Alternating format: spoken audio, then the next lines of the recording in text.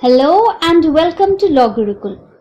आज के वीडियो में हम पढ़ेंगे the concept of bailment in Indian contract act. आज के वीडियो में हम डिस्कस करेंगे बेलमेंट का मीनिंग, डेफिनेशन, इसके इसेंशियल पॉइंट्स क्या क्या हैं, bailor and bailee and the rights and duties of bailor and bailee. So let's start. Bailment की डेफिनेशन इंडियन कॉन्ट्रैक्ट एक्ट में सेक्शन 148 में दी गई है। सेक्शन 148 ये कहता है that bailment is the delivery of goods by one person to another for some specific purpose. Upon a contract that these goods are to be returned when the specific purpose is complete. Bailment यानी किसी भी goods का delivery करना एक person से दूसरे person को for some specific purpose, किसी स्पेसिफिक काम के लिए। यहाँ पे सेलिंग की बात नहीं हो रही कि हमने एक पर्सन ने दूसरे पर्सन को गुड्स डिलीवर कर दिया और in the return of payment. इसमें सिर्फ डिलीवरी कर रहे हैं फॉर सम स्पेसिफिक पर्पस, किसी स्पेसिफिक पर्पस के लिए, किसी स्पेसिफिक काम के लिए। अपॉन अ कॉन्ट्रैक्ट, जिसमें ये कॉन्ट्रैक्ट इंप्लाइड होता है that these goods are to be returned when the specific purpose is complete.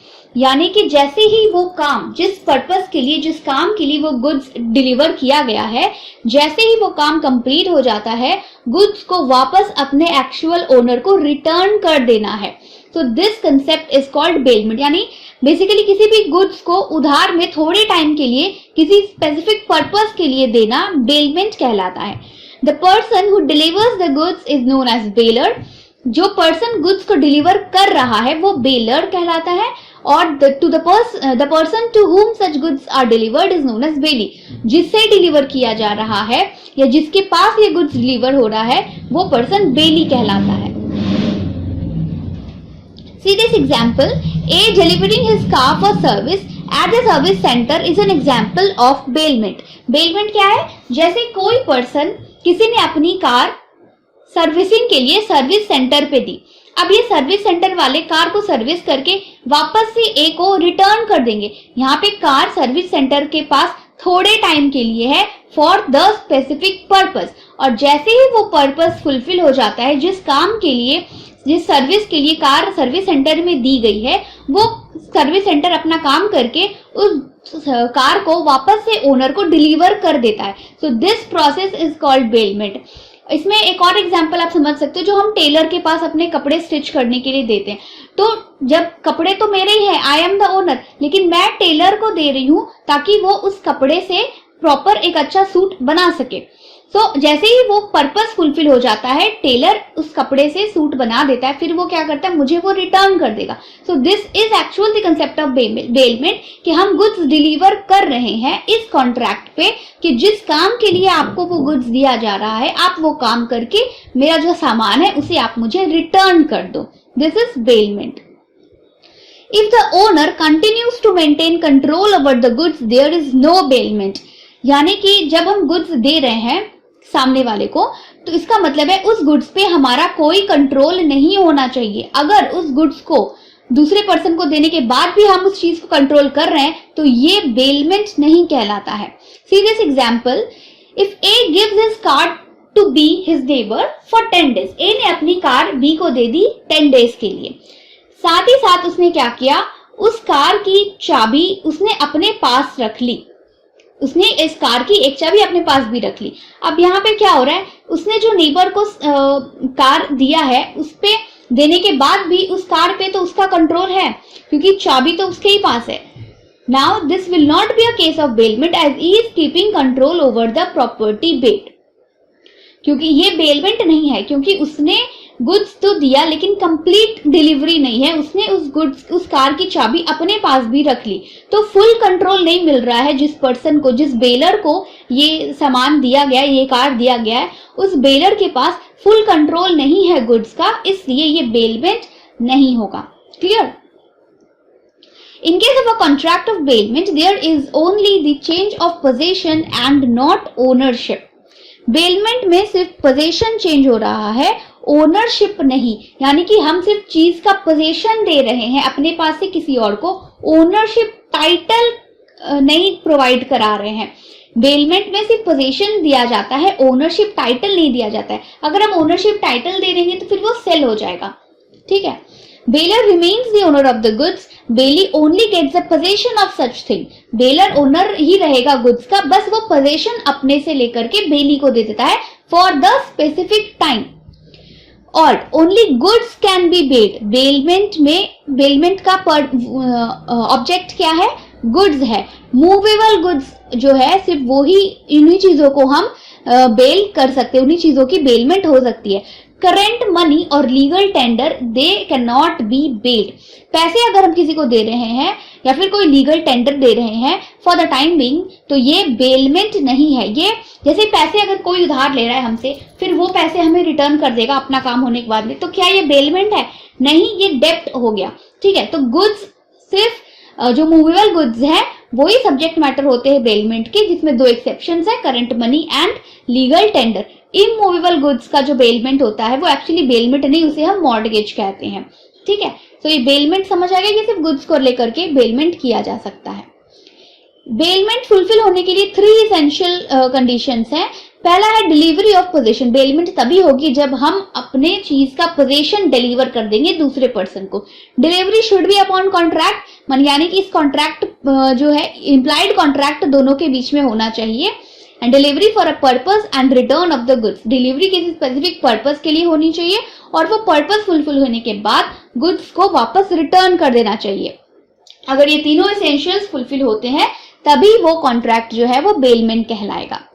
Delivery of possession as required for bailment can be made in 2 ways। अब ये delivery of position actual भी हो सकता है और constructive भी हो सकता है। एक्चुअल कैसे? एक की जो वॉच है वो ब्रेक हो गई, उसने अपनी वॉच को शोरूम में रिपेयरिंग के लिए दे दिया, this is the actual delivery of position. Constructive position क्या होता है? A has rare coins in a locked safe deposit box। A के पास कुछ rare coins है जो उसने डिपॉजिट बॉक्स में लॉक करके रखे हैं। अब डिपॉजिट बॉक्स की एक्चुअल डिलीवरी पॉसिबल है, वो पूरा वो सेफ लॉकर जो है वो उठाकर डिलीवर तो नहीं कर सकता है, तो वो क्या करता है, उस लॉकर की कीज डिलीवर कर देता है। So this is called the constructive delivery for the purpose of bailment. In actual वो जो डिपॉजिट बॉक्स है वो बहुत इजीली मूवेबल नहीं होता, इसलिए हम डिलीवर नहीं कर सकते, जो पॉसिबल नहीं है, इसलिए हम उसकी चाबी डिलीवर कर रहे हैं। तो चाबी डिलीवर कर रहे हैं यानी कि ऑटोमेटिकली वो जो डिपॉजिट बॉक्स है उसकी अथॉरिटी सामने वाले को दे रहे हैं, उसका फुल कंट्रोल पोजीशन उसके पास चला जा रहा है, तो ये होता है constructive bailment. Exceptions to the delivery upon contract, कुछ ऐसे कॉन्ट्रैक्ट्स होते हैं जिनमें डिलीवरी पॉसिबल नहीं है, ना ही वो कॉन्ट्रैक्ट पॉसिबल है कि एक कॉन्ट्रैक्ट के थ्रू डिलीवरी कर रहे हैं, फिर भी वो जो केस है वो बेलमेंट कहलाता है। A finder of goods is treated as a bailee even if there is no contract of bailment और delivery of goods under a contract. किसी का कोई सामान लॉस्ट हो गया है और जिस पर्सन ने उसे ढूंढा है वो कहलाता है फाइंडर, तो the finder of the goods जो है वो कहलाएगा बेली। तो अगर किसी पर्सन को वो कोई सामान मिल जाता है तो उसकी पोजीशन क्या हो जाती है, एक बेली की हो जाती है। A finder of a good is a person who finds the goods belonging to some other person and keeps them under his protection till the actual owner of the goods is found. जब तक उस सामान का actual owner नहीं मिल जाता है तब तक जो फाइंडर ऑफ द गुड्स है वो बेली कहलाएगा, बेली माना जाएगा। और even if there is no contract, क्योंकि जो एक्चुअल ओनर है और जो फाइंडर ऑफ द गुड्स है दोनों तो एक दूसरे को जानते नहीं है, so there is no any implied contract, दोनों के बीच में इस तरह का कोई कॉन्ट्रैक्ट नहीं है कि मैं तुम्हारे पास थोड़े टाइम के लिए अपना सामान डिलीवर कर रहा हूं, लेकिन ये ऑटोमेटिकली जैसे ही किसी थर्ड पर्सन को लॉस्ट गुड मिल जाता है तो वो बेली के पोजीशन में आ जाता है without any implied contract with the owner. An involuntary contract of bailment arises and the finder automatically becomes a bailee even in absence of bailment by the bailer, that the owner of the lost good। जो baler है, जो owner है lost good का वो यहाँ पे baler हो गया, और जैसे ही जो फाइंडर है उसे ऑटोमेटिकली जो फाइंडर है वो बेली बन जाता है और दोनों के बीच में एक इनवॉल्यूंटरी कॉन्ट्रैक्ट फ्रेम हो जाता है कि जैसे ही वो ओनर मिलेगा वो बेली जो है, जो फाइंडर है वो उस सामान को रिटर्न कर देगा। Since the person is in the possession of the bailey, he has all the rights and duties of a bailey. जो फाइंडर ऑफ द गुड्स है वो बेली कहलाता है, इसीलिए फाइंडर ऑफ जो गुड्स का फाइंडर है उसके जो भी राइट्स और ड्यूटीज है वो बेली के इक्वल ही होते हैं। तो ये finder of the goods clear हो गया। जो थर्ड पार्टी है जिसे कोई लॉस्ट गुड मिल रहा है वो बेली कहलाता है, और बेलर और बेली के बीच में एक इनवॉल्यूंटरी इंप्लाइड कॉन्ट्रैक्ट फ्रेम हो जाता है, और जब तक ओनर ऑफ द गुड्स नहीं मिल जाता तब तक बेली के पास, उस फाइंडर के पास बेली के सारे राइट्स एंड ड्यूटीज अवेलेबल होते हैं। Now coming to the duties and liabilities of bailor. Baler के कुछ ड्यूटीज और कुछ लाइबिलिटीज भी होते हैं। To put bailey into possession. Baler यानी कि यहाँ पे जो पर्सन बेलमेंट के लिए अपना सामान दे रहा है वो होता है बेलर। तो बेलर की पहली ड्यूटी क्या है कि वो बेली को सामान का पोजेशन दे, क्योंकि हमने अभी पढ़ा इसेंशियल कंडीशन है बेलमेंट का कि डिलीवरी ऑफ पोजेशन, पहले पोजेशन देना जरूरी है। तो ये बेलर की ड्यूटी है कि अगर वो बेलमेंट क्रिएट करना चाह रहा है तो वो गुड्स का पोजेशन बेली को दे। तो डिस्क्लोज द मटेरियल फैक्ट्स, जो सामान, जो गुड्स वो डिलीवर कर रहा है उससे रिलेटेड अगर कुछ किसी टाइप का मटेरियल फॉल्ट है उस सामान में, उस गुड्स में, तो वो बताना, उसे डिस्क्लोज करना, ये भी बेलर की ड्यूटी है। टू पे कंपेंसेशन ऑफ बेलमेंट, बेलमेंट के लिए जो भी एक्सपेंसेस है, टू पे एक्सपेंसेस ऑफ बेलमेंट, बेलमेंट के लिए जो भी एक्सपेंसेस है वो बेली को देना। जैसे ये आपने वो एग्जांपल देखा कार वाला, कार सर्विसिंग के लिए दिया बेलमेंट में, तो जैसे ही उस बेली ने अपना काम कर दिया और वो कार रिटर्न लेने के लिए आया, तो उस सर्विसिंग के जो भी एक्सपेंसेस है वो देना, ये बेलर की ड्यूटी है। टू इंडेमनिफाई द लॉस, अगर बेलमेंट की वजह से बेली को किसी टाइप का लॉस होता है उससे भी इंडेमनिफाई करना, उससे भी कंपेंसेट करना बेलर की ड्यूटी होती है। And to pay damages for defect in bailor's title, अगर बेलर की टाइटल में कोई डिफेक्ट है, यानी कि जो बेलर है वो एक्चुअल ओनर है नहीं गुड्स का, उसके टाइटल में कोई डिफेक्ट है, उसकी वजह से बेली को किसी टाइप का डैमेज अगर फेस करना पड़ता है तो उसका कंपेंसेशन देने की भी ड्यूटी बेलर की ही होती है। So these were the duties and liabilities of bailor. Duties and liabilities of बेली क्या क्या है? To take care of the goods. बेली जितने टाइम के लिए बेली के पास गुड्स होता है, बेली की ये ड्यूटी है, रेस्पॉन्सिबिलिटी है कि वो उन गुड्स का वैसे ही ध्यान रखे जैसे कि he is the owner. To return the bailed goods, bailment के लिए बेली को अगर कोई गुड्स दिया गया है तो ये ऐसा नहीं है कि वो बेली अपने पोजीशन में ही रखेगा। पर्पस फुलफिल होने के बाद में ये बेली की ड्यूटी है कि वो उस गुड्स को इसके एक्चुअल ओनर के पास, बेलर के पास काम होने के बाद रिटर्न कर दे। To deliver the increased profit from the bailed goods, bailed goods से अगर किसी टाइप का प्रॉफिट इंक्रीज होता है तो उसका भी डिलीवरी करना वो बेलर की ही ड्यूटी होती है। सपोज बेलर ने बेली को एक हेन दिया बेलमेंट पे थोड़े टाइम के लिए, उसके बाद हेन ने 2 एग दिए, उससे चिक्स निकले 2, तो अब ये बेली की ड्यूटी है। अब बेली कहेगा कि आपने तो सिर्फ मुझे हेन दिया था तो हेन आप रख लो, ये जो चिक्स उसमें से आए हैं हेन से वो मैं नहीं दूंगा क्योंकि उसका बेलमेंट अग्रीमेंट हुआ नहीं था। तो ये रॉन्ग है। Bailee is entitled to deliver the increased profit, जो भी गुड्स है उसमें अगर कुछ इंक्रीमेंट हुई है तो वो भी रिटर्न करना बेलर को बेली की ही ड्यूटी है। So these are the duties of bailee. अब आते हैं राइट्स पे।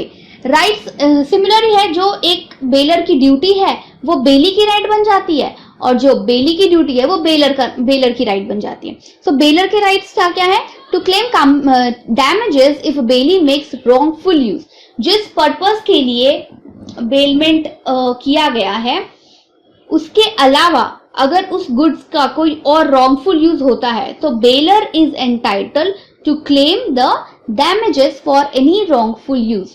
Right to claim proportionate share in mixed good, अगर बेलर और बेली के गुड्स मिक्सअप हो गए हैं और उससे किसी टाइप का प्रॉफिट निकल रहा है, so bailor has a right to claim the proportionate share, उस मिक्स्ड गुड्स में से अपने पोर्शन का जो प्रॉफिट है उसे बेलर क्लेम कर सकता है। Right to claim return of goods और देयर लॉस, बेलर के पास ये राइट है कि वो अपने गुड्स को उससे वापस रिटर्न मांगे। And right to demand goods along with accretion, acceleration यानी वो इंक्रीज्ड प्रॉफिट वाली बात जो हमने अभी हैन वाले एग्जांपल में पढ़ी कि ये बेलर का राइट है कि अगर उसके गुड्स से किसी टाइप का इंक्रीमेंट हुआ है तो उस इंक्रीमेंट की भी डिमांड करे। Rights of bailee, right to know the material faults in good, ये बेली का राइट है कि जो गुड्स उसके पास बेलमेंट में दिए गए हैं उससे रिलेटेड अगर कोई मटेरियल फॉल्ट है उस गुड्स में तो उस मटेरियल फॉल्ट की जानकारी होना ये बेली का राइट है। Right to claim proportionate share in mixed good, bailee का भी राइट है कि वो अपने अगर सामान मिक्सअप हो गया तो उसमें से जो बेलर का शेयर है वो बेलर को दे दे, और बेली का ये राइट है कि वो अपने शेयर्स भी मिक्स्ड गुड्स में से अपने पास रखे। Right to claim lien for remuneration, यानी बेलमेंट में बेली ने जो सर्विस प्रोवाइड करी है उसके अगेंस्ट में लियान क्लेम करना ये भी बेली की ड्यूटी होती है। Right to recover compensation, bailment की वजह से अगर बेली को किसी टाइप का नुकसान हो जाता है तो उसका कंपेंसेशन भी बेली क्लेम कर सकता है, और अगर किसी टाइप का डैमेजेस क्लेम होता है, किसी टाइप का कोई और टाइप का नुकसान होता है बेली को, तो उसके लिए भी डैमेजेस क्लेम करना ये भी बेली का राइट होता है। सो वेरी इजी ये है राइट्स एंड ड्यूटीज। जो बेलर का राइट है वो बेली की ड्यूटी है, और जो बेली का के राइट्स है वो बेलर की ड्यूटीज है, क्योंकि राइट्स और ड्यूटीज को रिलेट करते हैं। जो एक पर्सन का राइट है वो दूसरे पर्सन की ड्यूटी बन जाती है।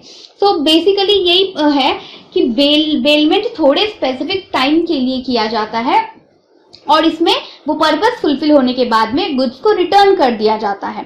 और इससे रिलेटेड जो बेलमेंट के लिए जो भी सर्विस प्रोवाइड करने के लिए या बेलमेंट जिस पर्पस के लिए किया गया है उसमें अगर कोई एक्सपेंसेस इनकर हो रहे हैं तो बेलर को की ये ड्यूटी होती है कि वो बेली को कंपेंसेशन दे, और बेली की ये राइट होते हैं कि वो बेलर से कंपेंसेशन ले। ठीक है, so this was the basic concept of bailment. I hope ये वीडियो आपको समझ में आया होगा। अगर ये वीडियो आपको अच्छी लगी हो तो चैनल को सब्सक्राइब करें, hit the like button and subscribe the channel. Thank you.